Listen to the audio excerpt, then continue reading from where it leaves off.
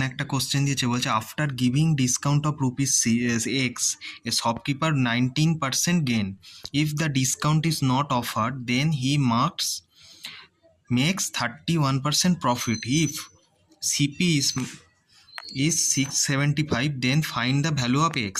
মানে কি হয়েছে, যখন কোনো বস্তুর ওপর এক্স টাকা যদি ডিসকাউন্ট দেয় তখন সে প্রফিট করছে 19%, কিন্তু যদি ডিসকাউন্ট না দেয় সেক্ষেত্রে প্রফিট করছে কত, 31%। এক্ষেত্রে আমায় দেখতে হবে দুটোর গ্যাপ কত, গ্যাপ হচ্ছে কত 12%, আর 12% মানে আমি লিখতে পারি 3/25।